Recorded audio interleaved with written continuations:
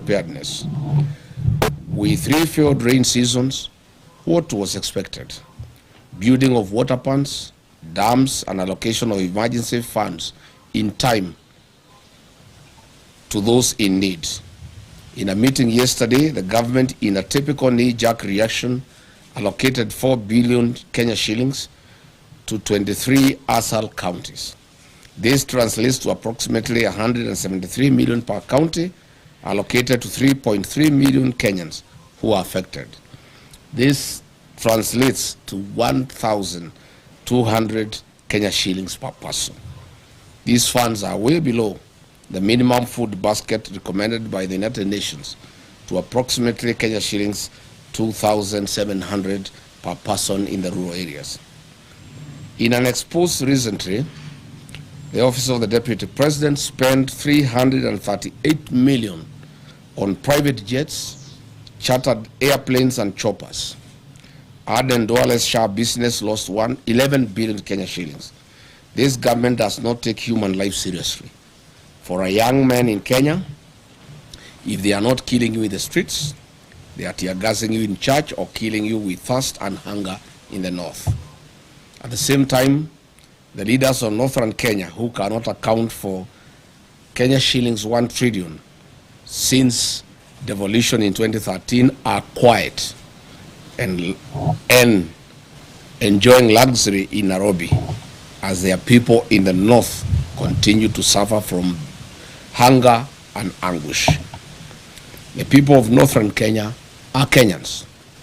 Their children are Kenyan children. Their hopes, struggles, and aspirations are part of the shared destiny of our nation. Any Kenyan oppressed or neglected today is a warning to us all.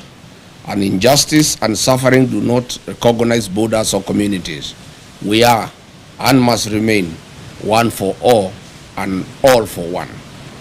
Let this be the moment we reclaim the best of who we are, a people who do not turn away from hardship, but who meet it together with courage, with compassion, and with the unbreakable spirit of a nation that refuses to abandon its own. The spirit of Harambee must guide us. As President William Ruto tours the food insecure and water-stressed north from tomorrow to disperse the nyota cash in Wajir, Mandera, and Garissa this week, he should know that life is more important and people are at the verge of hunger and death. In any case, the whole essence of touring the north is little on nyota program, but to sanitize the corrupt leaders who have failed the people of northern Kenya. Furthermore, the nyota program is a World Bank program happening in other African countries like Angola, Mozambique, Nigeria, Senegal, Benin, Togo. Yet we have not seen their presidents turn this into re-election campaign rallies across their countries. As a DCP party that is built on the philosophy of listening to the people, Kenyans have sent us overwhelming questions and concerns about the North and promises made by one William Ruto. Mr. William Ruto, as you go to dance on the podiums in the North this week starting from tomorrow, do not forget to tell the people of the North why only less than 35% of the population have access to basic clean and safe drinking water compared to the national average of about 68%. The North, too, are Kenyans. Mr. William Ruto, in the North, over 850,000 school-going children did not attend school last year, and the same for this year. Mr. William Ruto, the schools in the North have no classrooms, no laboratories, no teachers. Children standing at the trees. Does this prick your humanity, if at all any is left as you head to the North? Mr. William Ruto, health in the North is just as bad. In Mandera County, half of all women give birth at home without a nurse or a medical doctor. Only 6% of children aged 12 to 23 months are fully vaccinated. I do not know whether you understand what this means to the future of the North and Kenya. Garissa County records the highest maternal deaths in the country, with 247 women per every 1,000 dying during childbirth. Your closest friend and partner, Aden Duale, is the CS for Health, and he comes from Garissa. Tell him to explain this phenomena to the people of Garissa and the North. You should also explain why you don't ask him these hard questions. Mr. President, in Wajir County, 90% of the population lives in extreme poverty, the highest in Kenya. Marsabit records 85.8%, while Mandera, Isiolo, and Garissa each have over 77% of their people struggling to survive. These are not just numbers. They are mothers dying, children going hungry, and families suffering every day. And because, William Ruto, you are part of the mess in the North, through lies and fake promises, please, before you make other promises starting tomorrow, note that the promises you have made to the North in the last 3 years are running into trillions of shillings burdened in lies. We take the trouble to remind you some of them. Mr. President, on 25th of November 2023 at Loyangalani Cultural Center in Marsabit County, while attending the Marsabit Lake Turkana Cultural Festival, you openly lied to the residents of Marsabit that they will be connected to the national electricity grid through Lake Turkana wind power by the year 2024. We are in 2026 and the status quo remains. Mr. Ruto, you lied that power main grids would be constructed immediately in the towns of Moyale, Marsabit, and North Hall. Zero works have commenced. As Ramadan nears, please give these Kenyans power. They do not need to cross to Somalia and Ethiopia to get ice cubes like they have done in previous years. Mr. Ruto, you lied that the Ministry of Mining, Blue Economy, and Maritime Affairs would construct, with immediate effect, fish landing sites and fish processing zones in Turkana County. 3 years later, all we see is cattle rustling and ravaging drought. William Ruto, you lied that the Turkana University College would be granted a charter by the year 2024 to be a fully fledged public university. As usual, where is the university charter for Turkana University for the last 3 years? Mr. Ruto, you lied that FGM would be dealt with accordingly and perpetrators be held accountable. Today, the prevalence of FGM in Marsabit County is at 83%, ranking Marsabit County as the third highest country in Kenya in FGM prevalence. I hope you understand what this means to women and girls of Marsabit as they look forward to exploiting their full potential. Why lie to women and girls, Mr. President? Between 4th and 7th February 2025, William Ruto toured Mandera, Wajir, Isiolo, Marsabit, and Garissa counties, and as usual made a cocktail of promises, deceit, and open lies, as he'll be doing in the next 3 days as he heads to the North. On 4th February 2025, in Mandera town, he promised to end marginalization and inclusive development. A year later, Mandera County has no roads, no sewage system, the drought is killing camels, the children of Mandera study at the trees. He keeps on as allies, leaders of the Mandera who steal what is meant for the people. The people who have impoverished Mandera are his buddies and political allies. He further promised to put Mandera on the national grid through Ethiopia. To date, Mandera gets electricity on ration basis once in every 24 hours. The president promised to put 1.2 million acres of land in Mandera Triangle along River Daua under irrigation. To date, no progress has been reported. On the same date, at Mandera Teachers Training College, he promised to support improvements in educational infrastructure and increase teacher recruitment in Mandera and Northeastern region, which single school has been built since then. On security and counter-terrorism commitment, William Ruto promised to protect residents and combat insecurity. He promised to ensure security and fight terrorism in Mandera after high-profile abduction incident involving 5 chiefs before his visit.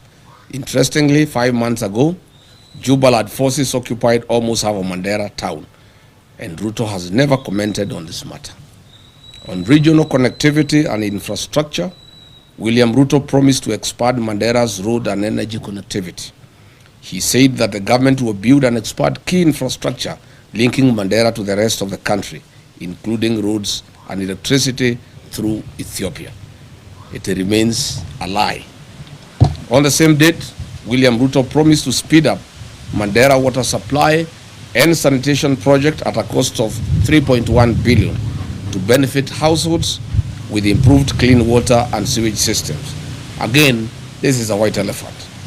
On February 5, 2025 in Wajir town at Orahek grounds, he promised that his government would connect 20,000 households in Wajir to electricity and expand rural electrification, including schools and mosques, at a cost of 3.6 billion Kenya shilling. To date, not a single home of the 20,000 households has been connected. William Ruto, as you head to Wajir for more lives, you will have to tell the people of Wajir why you lied to them on this particular date. On ending marginalization with equal development, he promised to ensure equitable development for Wajir and the broader North-Eastern region, eliminating discriminatory policies and promoting economic growth. Unfortunately, he is working with unsanitizing leaders of the North who loot public resources for their benefit to build malls and flats in Nairobi, in Dubai, and in Cape Town. He further promised to launch and support local projects in Wajir, including sites like Tarbaj Teachers Training College, livestock vaccination drives, county assembly facilities, industrial parks, housing projects, hospital facilities, and more. Zero progress. On 31st of February 2024, William Ruto, while in Marsabit County, launched the following projects: periodic maintenance of Marsabit A2, Orange House, Kiwanja Dege Primary School, and A2 to Mata Arba A2 Road, which is 5 kilometers. Today, there is no progress. He launched again another project of 42 million Kenya shilling for periodic maintenance of Marsabit Bypass Road to be completed within 9 months. Again, it's now 2 years. William Ruto launched the periodic maintenance of Saku Modern Market to Shauri Yako Marsabit Road at a cost of 17 million. This was to be done within 9 months. 3 years later, there's no progress. In Isiolo County, on 11th April 2023, while breaking the fast with the Islamic community, he lied that Isiolo, Kulamawe, Modogasha Road will be upgraded to bitumen standards. Again, it remains a lie. Again, under his leadership, the 9.4 billion Isiolo Garissa Road, unassociated to all weather roads, remain stalled. Further, the Isiolo town water and sewage infrastructure at a cost of 7.5 billion remains a white elephant. The construction of new Tana River Bridge along A3 Road and Approach Roads at a cost of 2.9 billion shillings again remains a white elephant. In Wajir town, the town with no power supply, 63 years after independence, William Ruto has made the following promises, which remains delusional. Water plants at Ajawa, Abdiwako, Kwara, Badibidan, Alanas, Asewaji, Bojigaras, Lehele, Sheba, Abakwifin, Abakwida, Dagale, and Sharifa. Water projects in Habasweni, Buna, Wajir Ball, water piping and supply, Elnuna, Tulatula, rehabilitation of Banish water projects, Tabaj water supply, Kulsini water supply, Dentelai water project, Elders and Ole water supply. These remain lies to the people of Wajir. In terms of irrigation projects, he has promised Wajir South Cluster, Mansa, among others. Note that the above water projects are worth billions of shillings, and Mr. Ruto, get these projects moving.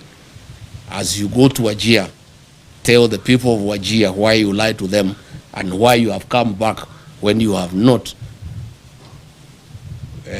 implemented what you promised them. As we speak today, Wajir Level 5 Hospital and Griffith level 4 hospitals have no sterilization and surgical sets, leave alone having reliable power supply. William Ruto, with the governor of Wajir, you may need to explain this to the people of Wajir. The construction and upgrading of bitumen standards on the following roads in Wajir County remain a campaign lie and tool for William Ruto. Habaswein Township, Elders Township roads, Butte Town roads, construction of Wajir bypass, drift on Lokole Elders Road, and the Habasweni Mosque Water Point Road.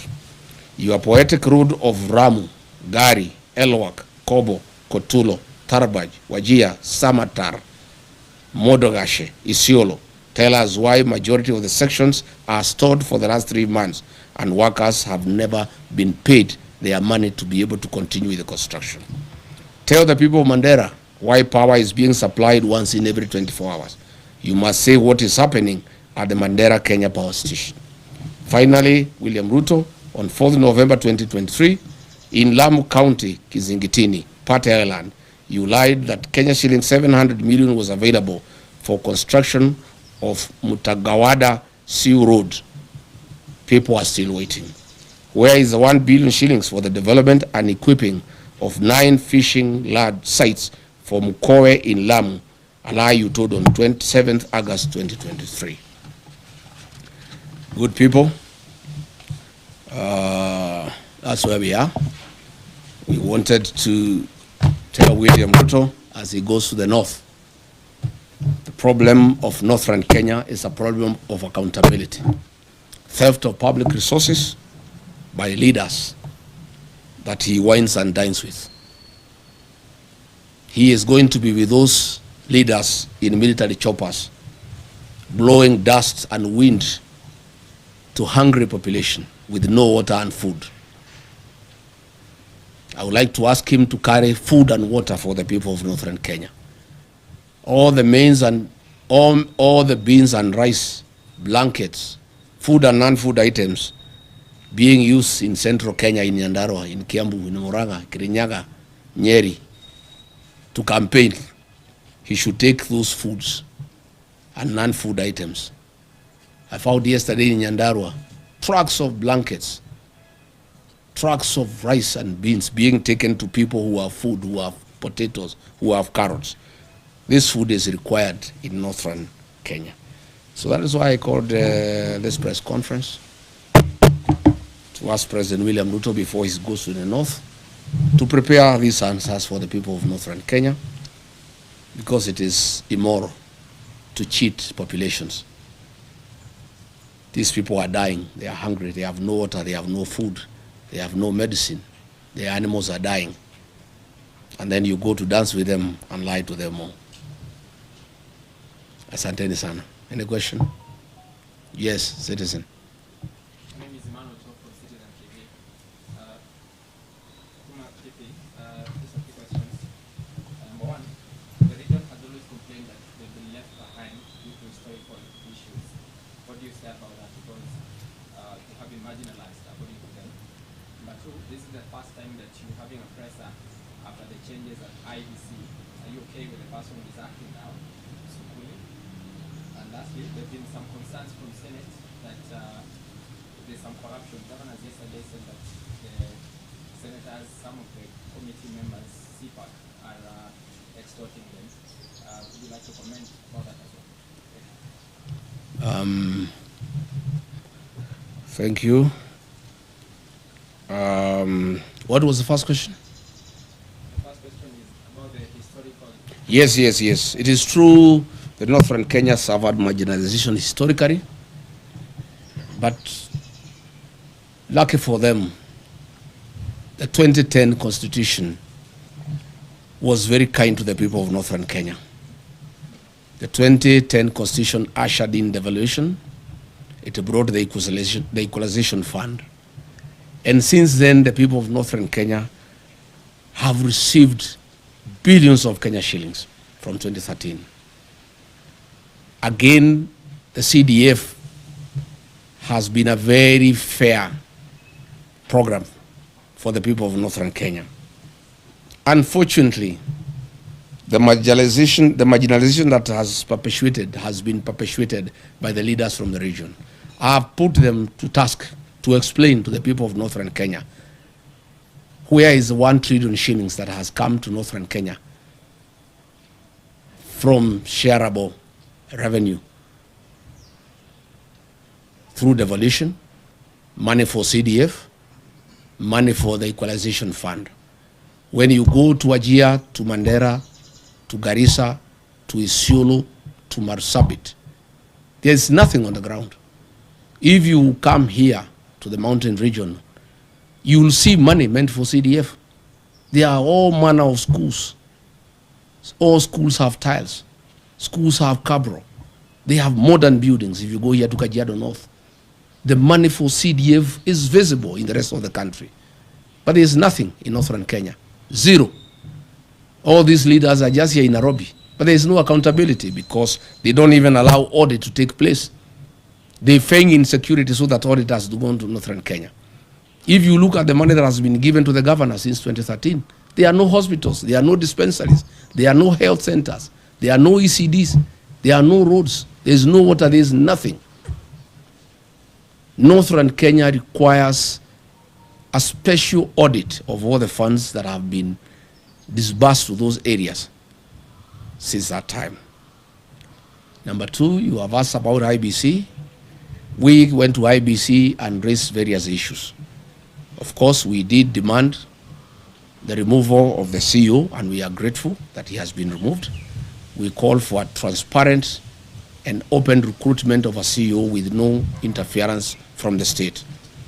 Further, we call upon the IBC to terminate the contracts for the mathematics system of conducting elections, the Venezuelan technology that was illegally extended by the outgoing CEO, Juan Marjan. He did it when there was no commission. It's an illegality, and that contract is illegal. And that contract should be terminated, and IBC should advertise and acquire modern and credible system for conducting our elections. Thank you. On? Yes.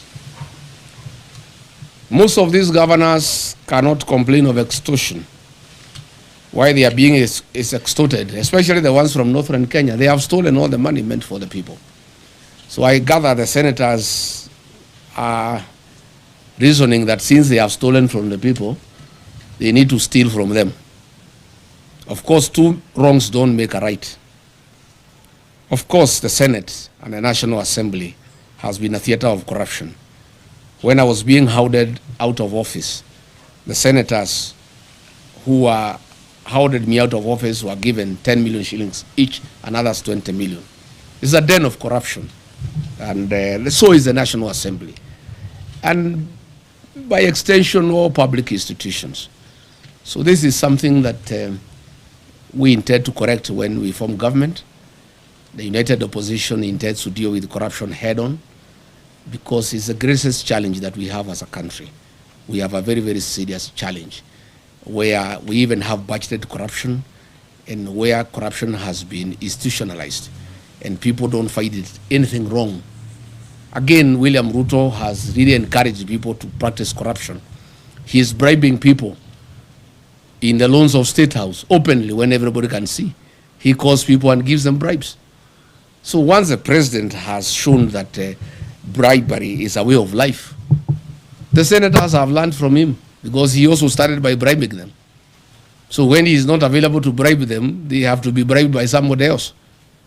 And so bribery has become a normal way of life in this country, and it has been perfected by William Ruto. He is shamelessly, with his deputy, going around in the country with sacks of money stolen from institutions like Kenyatta National Hospital to bribe people for re-election. And therefore the senators, the MPs, the police, the administrators, everybody is learning from the best. William Ruto is the one who has perfected bribery as a way of life. And therefore everybody has learned from him. And that is the country now that we have. And that is why we are preparing for the next election to correct this situation by removing from office and bringing a government that is transparent and accountable. Yes? Yes, let's say Apollo TV 47. There's a petition in court to stop political meetings in State House. What's your reaction to that? Number two, how far have you gone with plans in search of the United Opposition from Mandera, and are there any planned meetings coming up? Number three, you promised to name the Church attack suspects. How soon are you going to name them? And number four is... Too many questions. Those are enough. One, we agree with that petition. State House has become a scene of crime. Instead of being a coveted institution where good policies are conceived and pronounced, it has become the center of corruption and bribery. It has also is no longer a national institution that looks after the people of Kenya. It is now the headquarters for UDA party and the election of William Ruto. William Ruto has abandoned government. He's not running the government anymore. He's just thinking about the election. So State House is a campaign scene, and again a scene of corruption and bribery. We are committed to have one single presidential candidate to face William Ruto. We want to ask patience from the people of Kenya. Coalition building is a delicate affair, but the people of Kenya have been very clear to us that they want one candidate to face William Ruto, and we want to give them that commitment. On my part, I want to give that commitment. And when I listen to my sister Mother Karua and my other brothers in the alternative government, they are all committed that we shall have one single presidential candidate to face William Ruto. What I want to ask is patience, and there is no hurry. Mwai Kibaki, the third president of the Republic of Kenya, was named as the opposition flag bearer on the 14th of October 2022, when the election was on 27th December the same year. 2 months, 13 days apart. There's no hurry. We can take our sweet time. If you ask me, we should not be in a hurry. Anything from March, April next year is good enough. We told IG Kaja that we shall go back on the 16th for a report. We want to hear from him. I have information William Ruto has said those people should not be taken to court because he will be indicted. And he will be shooting himself in the foot because they are actually policemen and politicians very close to him. The investigations have actually unearthed all the police officers who were on the scene and the politicians who hosted them and who planned the attack, but there will be a very serious cover-up. I have information that William Ruto has said that he would not allow the prosecution of those politicians and those policemen because his government will be right in the center of it. But let's cross the bridge when we get there. We'll go to see the IG on the 16th. He promised us that he'll give us progress report, and we told him we want arrest and prosecution by then. But let's cross the bridge when we get there. Last one. Yes.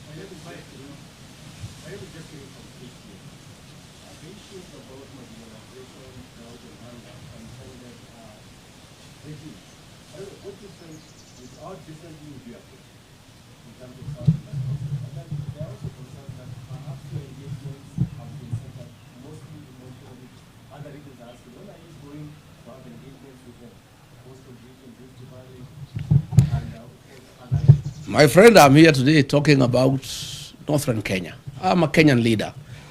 William Ruto has unsuccessfully tried to say I'm tribal because I come from the mountain and I spend a lot of time there because it's home.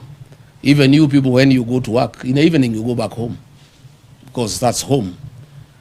I'm a Kenyan leader and I'll be talking about Kenya. I'm today talking about Northern Kenya. Later tonight I have radio stations from the Ma community discussing issues in Narok, in Kajiado, and in Samburu. I want to say the 2020 Constitution dealt in a very big way with the issue of marginalization. My administration will work on accountability to make sure that funds, public funds, appropriated by the National Assembly and given to the counties and given to the MPs through the Constituency Development Fund, those funds are spent prudently for the purposes for which they were appropriated. I don't think we have really a big problem about lack of funds. Is the issue of accountability, and more so the North. The people of Northern Kenya have borne the brunt of lack of accountability. And they have been taken for granted for too long. And that's why they're happy with me. And I can tell you, President William Ruto has the MPs and the governors in Northern Kenya and the senators. I have the people. The people are with me because I'm talking their language. And I've become a very serious defender of the people of Northern Kenya. And I want to give them a solemn promise and undertaking that in the next 1.5 years, I'll be their spokesman. I'll bring out all the issues that bedevil their region. I'll call out their leaders until they get justice. And after I'm elected president, I'll sort them out. I'll carry out a special audit on funds allocated to those regions from 2013 to date. And those who have misappropriated those funds will be held accountable. And they must pay the price for stealing public funds. Yes. What do you have to say about the health situation in the Mount Kenya region now that you are against the food supply system being used by politicians? The drought situation in Mount Kenya region is very minimal. There are very few areas that receive relief food in the Central Kenya region, where I worked for many years as a district officer. I know the Mount Kenya region like the back of my hand. We have some little challenge in Tharaka, some little challenge in Bere, some little challenge in Katwanyaga, in Thika, some little challenge in Kakuzi, in Maragua, some little challenge in Karai, in Kikuyu, some little challenge in Deya, in Limuru, some little challenge in Kieni, in Nyeri. That's it. And a little challenge in some parts of Ndarawa, in Nyandarua. We have no business sending food to Kinangop. It's the basket of this country to give food to the people of Kenya. You have no business sending food to Kirinyaga. You have no business sending food to Mandera. You have no business sending food to Tigoni. You have no business sending food to Gatundu. Those are people who have food. That food should be taken to Wajir, to Garissa, to Marsabit, to Turukana. That is where the food is needed. And if it was to be taken to the people of Mount Kenya region, it should be taken to those who are starving, not as bribes for votes. That is where we have a problem. And probably now that you have talked about that, let me also say, I have seen leaders from Western Kenya, the governor, the deputy governor, I've seen Aden Duale and others. They have been sent by William Ruto to abuse President Uhuru Kenyatta and trying to intimidate him and trying to sell him fear that he should not have a political mind, he should not interact with other leaders in Kenya, and he shouldn't have a political choice. And if he does so, they will take away his retirement benefits and his allowances. Let me tell those leaders sent by William Ruto. One, they have no moral authority to address President Uhuru Kenyatta. President Uhuru Kenyatta is a retired president of the Republic of Kenya, a statesman, a very serious nationalist, a Kenya who served this country with dedication and who deserves respect. Number two, I don't think President Uhuru Kenyatta can give up his constitutional obligations because of allowances. President Uhuru Kenyatta is not a poor man. He's a Kenyan who has worked hard. He's a Kenyan who has money and resources. And I don't think the President Uhuru Kenyatta can be told to shut up so that he gets allowances or he doesn't get. In any case, even if they carry out the threat and hold his allowances, there's no problem. Once we take over office, we shall give President Kenyatta his dues. And I know why they have a problem with the President Uhuru Kenyatta. President William Ruto is in shock. He is confused. He has panicked. The one-term thing is real because he became president courtesy of the votes from the Mount Kenya region. The Mount Kenya region, those who voted for him, those who voted for Raila are all against him. He had hoped he could persuade President Uhuru Kenyatta to assist him to divide the mountain. Even when he went to cry to him in Chaweri, he was there on a mission to see how he can get President Uhuru Kenyatta to see whether in one way or another he could cause some confusion and the mountain is divided so that the mountain vote does not go to somebody else in one basket. President Uhuru Kenyatta cannot allow President William Ruto to divide the mountain. President Kenyatta and I and other leaders, Martha Karua, Justin Muturi, Mithika Linturi, will do whatever it takes to make sure the mountain is united, because that vote is very important to this country, and it is a vote that will help the rest of Kenyans get rid of William Ruto. So I want to ask William Ruto to stop sending junior leaders to abuse President Uhuru Kenyatta. President Uhuru Kenyatta left you a great country. When he left office, the health system was working. In 3 years, you have destroyed the health system. When President Uhuru Kenyatta left office, the university, the Higher Education Loans Board was working. 3 years down the line, you have destroyed it. When President Uhuru Kenyatta left office, there was capitation for primary schools and secondary schools. 3 years down the line, children are at home. Stop blaming President Uhuru Kenyatta for your political problems and challenges. You destabilize your own government. You lie to the people of Kenya. You have made corruption a way of life. You have made bribery the epitome of State House. The challenges that you have as a president are of your own making. And stop blaming President Uhuru Kenyatta. Stop sending leaders to abuse President Uhuru Kenyatta. And I want to challenge William Ruto, if he's a man enough to abuse President Kenyatta himself.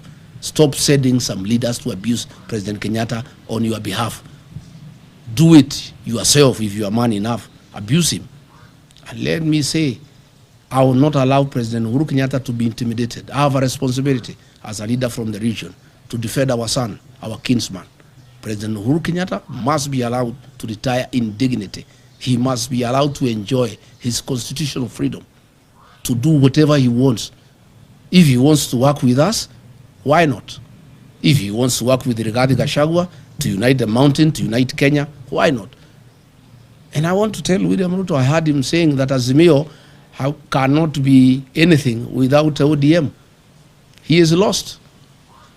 The ODM of Raila Odinga is not the ODM of today. What William Ruto is holding is a shell of ODM, the fake one, of Junet Mohammed, Gladys Wanga, and Oburu Odinga. The ODMB, the one with the people, is gone and is in one term. The people of Ukambani are gone, they are in one term. The people of Kisii are gone, they are in one term.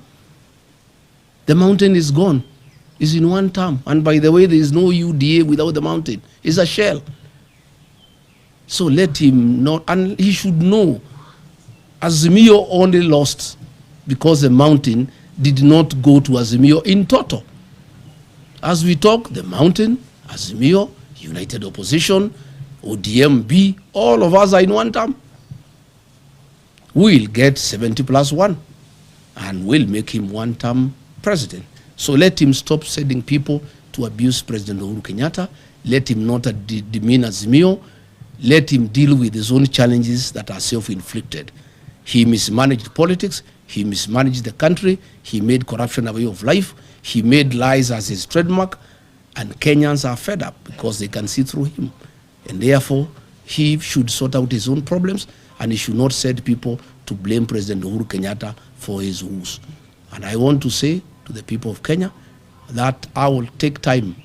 Anytime Uhuru Kenyatta is attacked, I must defend him as our retired president, as my brother, as my kinsman. And I have a responsibility to do so. And that I'll be able to do from time to time. Thank you very much, asanteni sana. Mungu abariki. I think we have said enough, asanteni.